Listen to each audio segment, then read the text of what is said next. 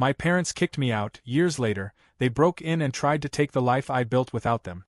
When Mark and Joan got married, having kids wasn't part of their plan. They were both career-focused and enjoyed their freedom, their late dinners, their vacations without having to check on a babysitter. Life was smooth and calculated, until Joan got pregnant by accident. That's how Brenda came into the picture. At first, they tried. They really did. The nursery was beautifully decorated. They threw a huge first birthday party with a magician and catered food even though Brenda wouldn't remember it. There were family photos in matching outfits and Christmas cards with smiles that looked just a little too stiff. But by the time Brenda turned 5, the novelty had worn off. Mark was being considered for a senior partner position, and Joan had recently launched her own event planning business. The timing was terrible. At first, the change was subtle. Brenda would call for them during thunderstorms and get silence in return. Her drawings on the fridge were replaced with to-do lists and tax reminders. Bedtime stories stopped, then hugs became half-hearted, distracted. Eventually, even the way they looked at her changed, like she was a guest in their home rather than their daughter. By 7, Brenda had learned that if she wanted something, she'd better not ask twice. By 9, she'd mastered the art of entertaining herself in silence. Mark and Joan paid for everything she needed, of course: tuition, new clothes, dentist appointments. But love? Attention? Warmth? Those were luxuries reserved for after business hours, and business hours never seemed to end. She became what the teachers called self-sufficient, which sounded like a compliment until you realized it was just another way of saying, this child knows better than to ask for help. Nobody talked about it. There was no dramatic moment, no yelling, no door slamming. Just this quiet agreement that Brenda would raise herself as long as she didn't make too much noise. Joan threw herself into her clients' weddings with a passion she'd never shown toward Brenda's school plays. Mark could talk for hours about market trends but rarely asked how his daughter's day had gone. By middle school, Brenda stopped expecting anything at all. When she won second place in a regional essay competition, she walked home alone in the rain because Joan forgot to pick her up. Mark claimed he never got the email. They both apologized eventually, but in that, "this is inconvenient" kind of tone, not the "we're sorry we failed you" kind. Brenda kept her trophies on a shelf in her room that no one ever dusted but her. She started eating dinner in her room just to avoid the awkward silence at the dinner table. Sometimes, Joan would complain that she was being distant, that she was moody or cold. But when you treat a kid like a piece of furniture for long enough, don't be surprised when she stops trying to be seen. And that's where Brenda stayed, present but never really noticed. A quiet shadow in a house full of loud success stories. A reminder of an accident that never quite fit into their lifestyle. Brenda didn't grow up with cousins coming over or grandparents sneaking her extra candy or aunts and uncles calling to say happy birthday. Her extended family lived over 1,500 kilometers away, and even though they exchanged cards every now and then, the distance was more than just physical, it was emotional too. Holidays were quiet, painfully so. While other kids talked about family dinners and unwrapping presents under a real tree, Brenda spent most of her Decembers watching holiday movies alone on her tablet with headphones on so the sound wouldn't bother Joan during a Zoom call or Mark while he reviewed stock portfolios. Every Christmas, her parents gave her $300 tucked into an envelope with a generic message like, "Buy something nice." No wrapping paper. No excitement. No warm morning with cocoa and carols. Just cold money that said, "This is easier." When she was little, she cried about it, hiding under the blankets with tears slipping down her cheeks because she didn't even know how to spend the money. By the time she turned 10, she didn't cry anymore. She just nodded politely, said thank you, and walked away with the envelope pressed flat between her fingers. At age 11, Brenda stood in the hallway staring at the cardboard box labeled Zmaz that had been sitting untouched since November. No one had time to decorate. Joan said she had 6 events to coordinate before New Year's and Mark was flying out for a business conference in Lisbon. Brenda knew if she didn't set it up herself, there wouldn't be a Christmas at all. So, she dragged the box into the living room, pulled out the dusty artificial tree that hadn't been replaced since she was 5, and began assembling it piece by piece. The metal branches scratched her hands and the plastic needles were bent from years of careless storage, but she got it upright. She untangled the lights the best she could, even though half of them didn't work, and plugged them in with a flicker of hope that maybe this year, someone would notice. No one did. Joan walked past the half-lit tree without saying a word. Mark asked if the power outlet was overloaded but didn't wait for an answer. Brenda sat cross-legged on the floor, stringing the old ornaments with fishing line and hanging them alone, the glow from the TV in the background her only company. It was always like that. No baking cookies. No singing carols. No laughter echoing through the house. Just the soft buzz of electronics and the blue tint of screens that became her only form of connection. She watched other people's families on YouTube, on Christmas specials, in vlogs of people who called their followers fam. She liked those people better than her own. At least they smiled. Sometimes she imagined being part of one of those families, the kind that piled onto the couch in matching pajamas and argued about which ornament went where. But she knew better than to hope. In her world, holidays were just placeholders between work deadlines and bank deposits, and the only gift that arrived was in the form of 3 $100 bills handed over without eye contact. So, Brenda learned not to expect much. She set up the tree, watched the same movies every year, and told herself it was enough. Because in a house where no one made room for her, she had to carve out her own little corner of the holiday. And sometimes, that meant putting up a crooked, blinking tree just to remind herself that the day meant something, even if it didn't mean anything to anyone else. By the time Brenda turned 17, she had stopped asking for hugs or praise. She didn't expect birthday candles or warm encouragement. But there was one thing she still held on to, a quiet hope that maybe her parents would help her start building a future. That maybe, despite everything, they'd be willing to give her a chance to prove herself. So one evening, she gathered the courage to ask. It was after dinner. Mark was watching CNBC on the living room TV and Joan was scrolling through her tablet with a glass of wine. Brenda stood in the doorway, palms sweating, and said she wanted to work at their company.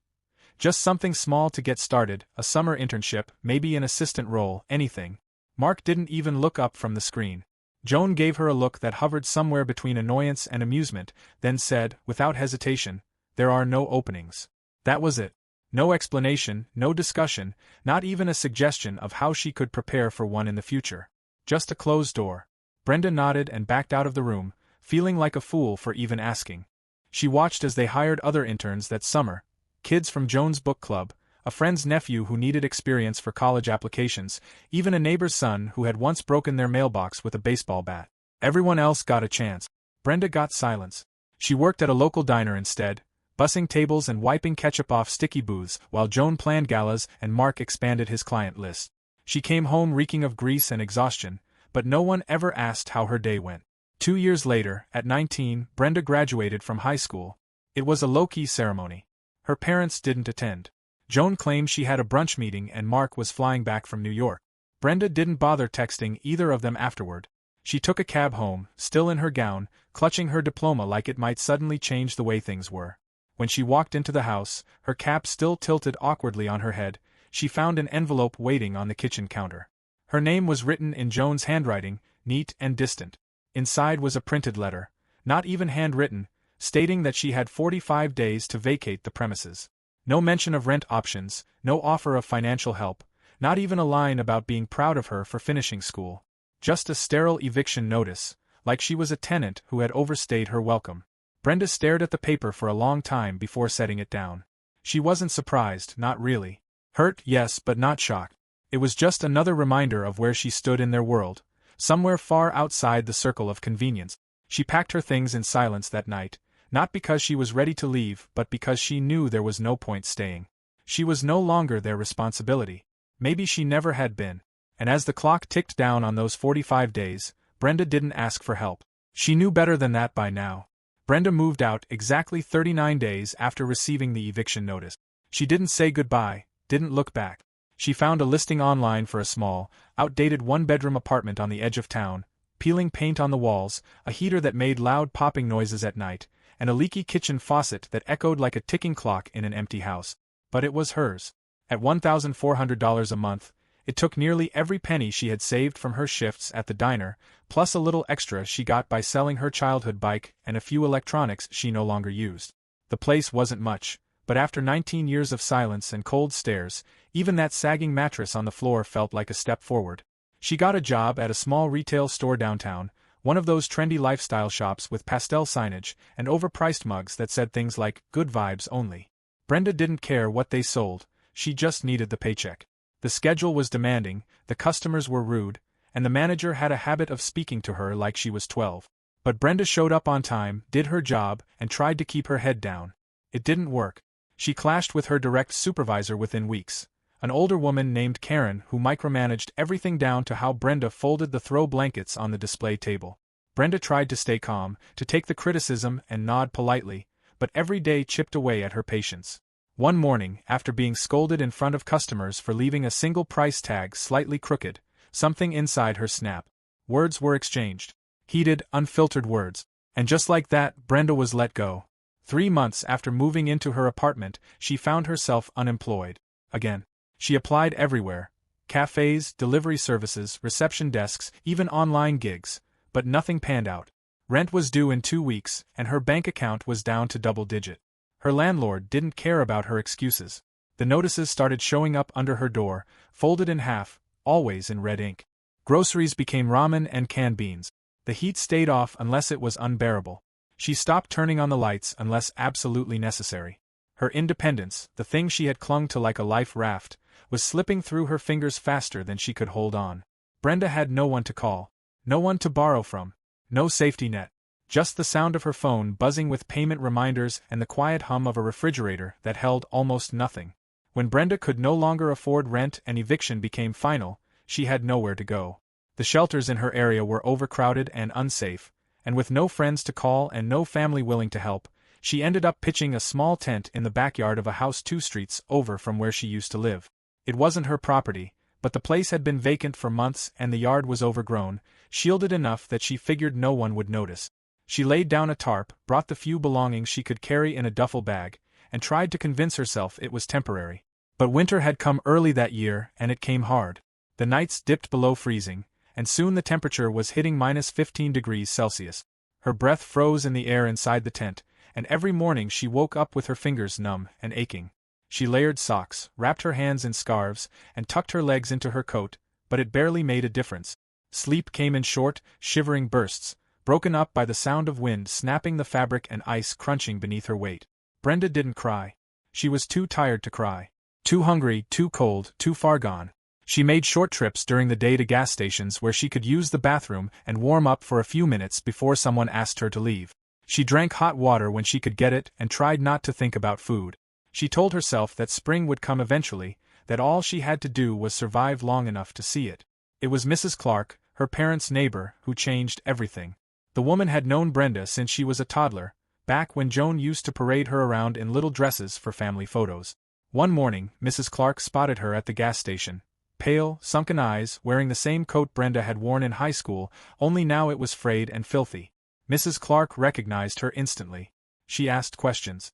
Brenda tried to lie, but the words came out hollow. It didn't take long for the truth to come out. Mrs. Clark was furious, not at Brenda, but at Mark and Joan. She drove straight to their house, knocked on their perfectly painted door, and demanded to know how they could let their daughter live like that while they sat inside a house warm enough to walk around barefoot. Joan tried to brush it off, said Brenda had made her choices. Mark stayed silent. But Mrs. Clark didn't let it go. She insisted, loudly and in front of a neighbor who had come out to see what the commotion was about, that they give her the contact information of Brenda's extended family. If they weren't going to help their daughter, then someone else had to, and she wasn't going to stand by and do nothing. They gave it to her. Reluctantly, coldly, without an ounce of guilt. Mrs. Clark left with a scrap of paper in her hand and fire in her heart. Brenda didn't know it yet, but that woman, someone who didn't owe her a damn thing, had just done more for her than her own parents ever had. When Mrs. Clark called George and Alice, Brenda's paternal grandparents, she didn't sugarcoat anything. She told them exactly what she had seen. Brenda living in a tent in the dead of winter, trying to survive sub-zero temperatures while her parents sat comfortably in their heated home pretending she didn't exist. There was silence on the other end of the line at first. Then Alice's voice, trembling with disbelief, asked for Brenda's number. Within the hour, Brenda's phone lit up with a call from an unfamiliar area code. When she answered, she heard her grandmother's voice, shaky but firm, asking where she was and if she was safe. Brenda hesitated, then told her everything: the eviction, the job loss, the tent, the freezing nights. Alice cried quietly. George didn't say much during the call, but later Brenda learned he had already gotten online and booked her a plane ticket before the conversation even ended. They lived 3,000 kilometers away, in a quiet town Brenda had only visited once as a child. But now, that place would become her lifeline. 2 days later, she boarded a plane with everything she owned stuffed into a single backpack. When she walked out of the airport terminal, and saw her grandparents waiting at the gate with tears in their eyes and open arms, something inside her cracked open. For the first time in years, she felt like someone actually wanted her. George and Alice didn't treat her like a burden. They didn't ask what she did wrong or why she hadn't called sooner. They welcomed her home with a hot meal, fresh towels, and a room that had already been cleaned and made up for her. Alice insisted she rest and wouldn't let her lift a finger for days. George sat beside her at breakfast, just listening, occasionally squeezing her hand like he needed to remind himself she was really there. Over the next few weeks, they helped her get back on her feet, took her to appointments, helped her look for jobs, drove her to interviews, made sure she had warm clothes, proper meals, and a place to come home to every night. And it wasn't just about the physical help. They gave her something far more valuable: dignity, patience, and love. One quiet Sunday morning, George walked into the kitchen holding a folded piece of paper. He didn't say much, just laid it on the table in front of Alice. Brenda glanced at it, saw the words "Last Will and Testament," and froze. Alice met her eyes and said softly, "We're making it official. Mark and Joan are no longer part of this family.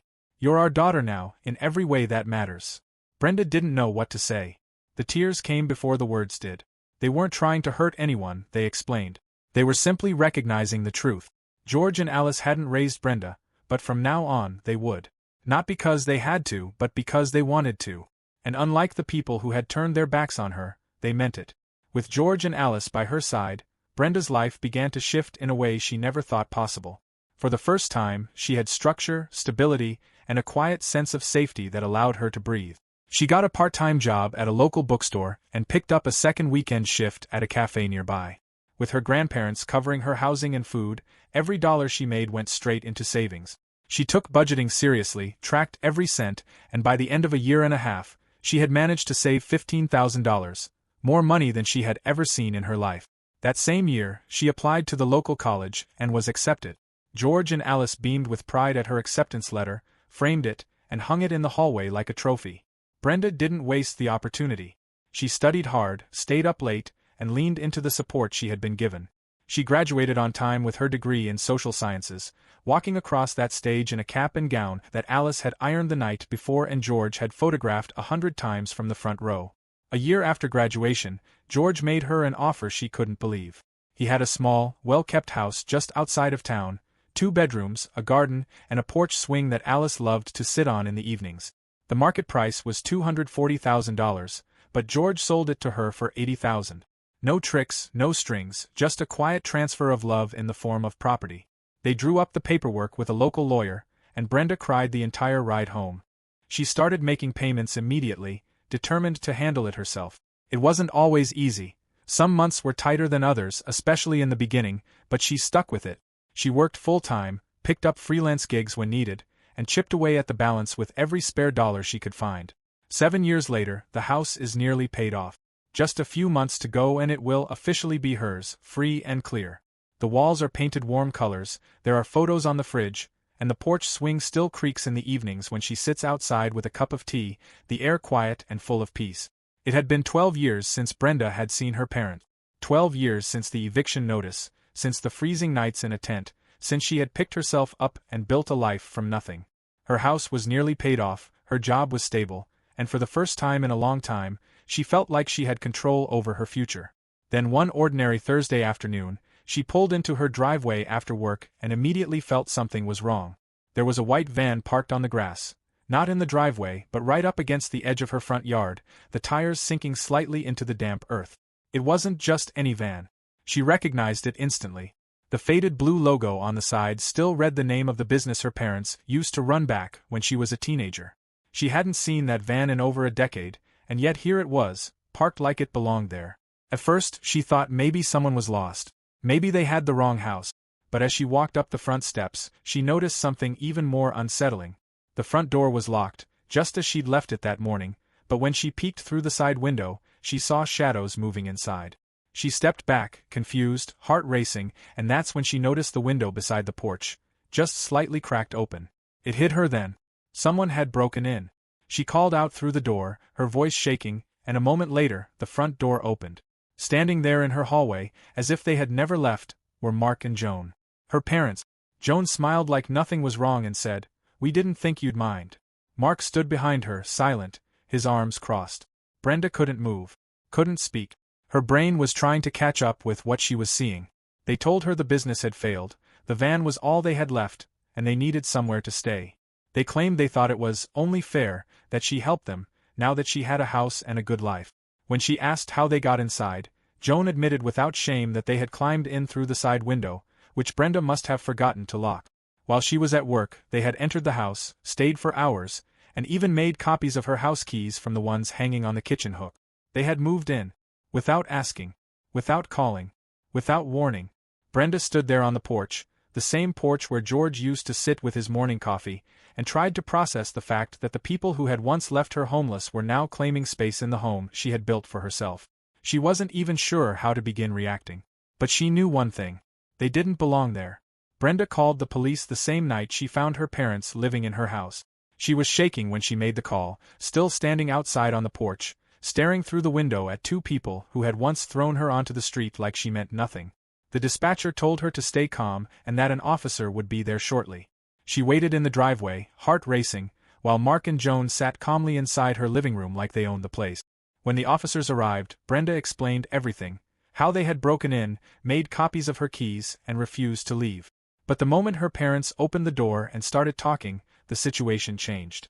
Joan was calm, smiling even, as she told the police that they were Brenda's parents and had been staying in the home with her full knowledge and consent. She claimed they had a verbal agreement, that Brenda had invited them in weeks ago but had suddenly changed her mind after they'd already been there for more than 40 days. Mark stood beside her, arms crossed, nodding at everything she said. Brenda tried to argue, tried to explain that they'd only arrived that day, that she hadn't spoken to them in 12 years, but the officers said it wasn't something they could resolve on the spot. They said that if her parents were claiming to be tenants, even without a lease, and said they had lived there for over 40 days, it became a civil matter. Brenda asked how they could just stay in her home without proof. The officers shrugged and told her she'd need to take it to court. She felt like the ground had dropped out from beneath her. They had lied. Boldly, shamelessly, and now the system was telling her there was nothing that could be done about it without legal proceedings. So Brenda filed a case. She gathered all the proof she had, text messages, timestamps, security camera footage from a neighbor's doorbell cam that showed the van arriving that very day. She even had a dated receipt from her own grocery trip the afternoon before, proving she had been living alone up until then. But none of that would matter immediately. The court process had to begin, and because it happened right in the middle of a renewed citywide quarantine order, everything slowed to a crawl. What should have taken weeks dragged on for more than 6 months. During that time, her parents remained in the house. They refused to leave. Brenda had to stay with a friend, sleeping on a futon in a spare room, while strangers occupied the home she had nearly paid off with her own hands. Every week, she checked the case status online. Every delay chipped away at her sanity. Courtrooms were closed, hearings were postponed, and paperwork piled up. Meanwhile, Joan and Mark acted like they were the victims. They had groceries delivered. They updated the curtains. At one point, Joan even posted photos from the house online with captions about rebuilding from the ground up, as if it was theirs. Brenda couldn't believe it, and there was nothing she could do but wait. While the court case dragged on through months of delays and cancellations, Brenda tried everything she could to manage the situation without losing her mind. The house was legally still hers, but with the process tied up in civil court, her parents remained inside as if they had every right to be there. At one point, Joan offered to pay rent, which turned out to be $150 a month, far below market value, barely enough to cover utilities, and only as a way to make their story look more legitimate in court. Brenda didn't accept it. She knew what they were doing. But even then, they kept up the charade. And it wasn't just about staying in the house. They wanted control. Joan demanded the master bedroom, claiming that since she and Mark were a couple, they needed the space. Brenda, who had spent the last 7 years paying off that home room by room, was told to be reasonable and sleep in the smaller guest bedroom if she moved back in. They didn't ask. They insisted. Every conversation turned into a performance of guilt and gaslighting. Joan would sit at the kitchen table, arms folded, voice sharp with that familiar tone Brenda had grown up with, saying things like, "You owe us 20 years of your life, Brenda. Not the other way around." Mark rarely said anything, but his silence was its own kind of weapon. Passive, cold, letting Joan do all the talking while he hovered in the background like a shadow. Brenda was called ungrateful, disrespectful, cold-hearted. Joan told her that if it weren't for them, she wouldn't even exist, as if that fact alone meant eternal servitude. They ignored everything she had been through, everything they had done, and painted themselves as the long-suffering parents of a cruel, unloving daughter. They demanded respect they had never earned, expected obedience they had never modeled. Joan criticized everything Brenda did, from the clothes she wore to the food she cooked. Mark scoffed when Brenda tried to bring up boundaries. They acted like her success was something they had built, not something she had clawed her way toward through years of silence, cold, and hunger. And all the while, they stayed in her house, treating it like a second chance they somehow deserved, all while trying to break down the very person who had built it. Brenda kept waiting for the court date, hoping that maybe, just maybe, there would be an end to the madness. After over 6 exhausting months of court delays, postponed hearings, and endless frustration, the final ruling came down in Brenda's favor. The judge reviewed the evidence.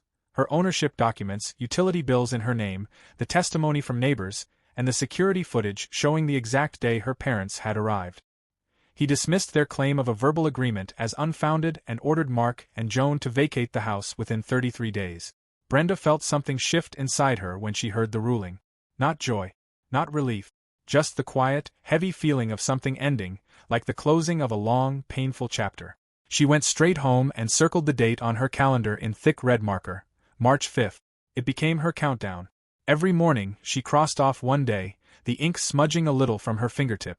She counted the days like someone trapped in a storm, watching the wind die down hour by hour, hoping the walls would hold just a little longer. Inside the house, her parents barely acknowledged the ruling. Joan complained about the judge, about how unfair it was, about how the world didn't respect elders anymore. Mark didn't say a word.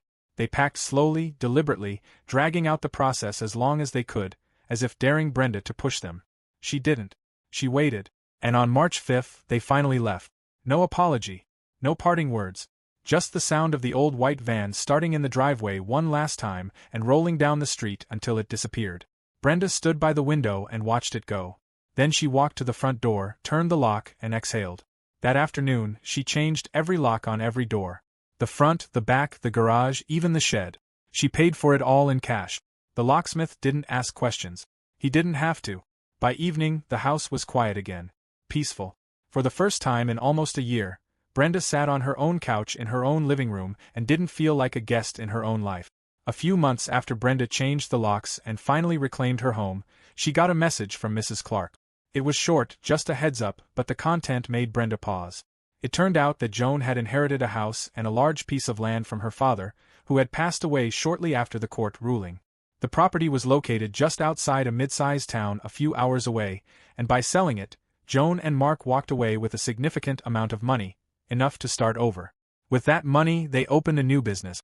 It was smaller than the one they had run before, half the size, fewer staff, more modest in scale, but it worked. They marketed it aggressively, leveraged old contacts, and managed to turn it into a profitable operation within the first year. Despite everything, they had landed on their feet again. They never reached out to Brenda. They never thanked her for anything, never apologized, never offered an explanation for the months they spent squatting in her home or the years they had abandoned her. They just moved on. And so did she. After everything that had happened, the betrayal, the invasion, the lies, Brenda finally understood what she needed to do. There was nothing left to salvage. The house had once been her safe place, her symbol of survival, but after everything her parents had done inside those walls, it no longer felt like home. She decided to sell it. The paperwork moved quickly. The housing market in her area was strong, and the nearly paid-off house sold for well above what she had expected. Brenda used part of the proceeds to pay off the last bit of her loan, cleared out every old document, boxed up her life, and made plans to move south, closer to George and Alice, the only people who had ever truly been family to her. She didn't post about it. She didn't tell old neighbors or co-workers. She left no forwarding address that anyone outside her grandparents needed to know. Her parents wouldn't hear about it through the grapevine, and that was exactly how she wanted it. They didn't deserve to know where she was.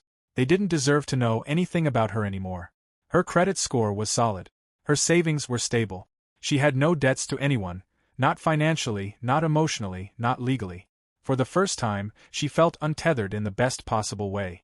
She left no spare keys behind. No open doors. Not metaphorically and not literally. Brenda was done. Completely. Irrevocably.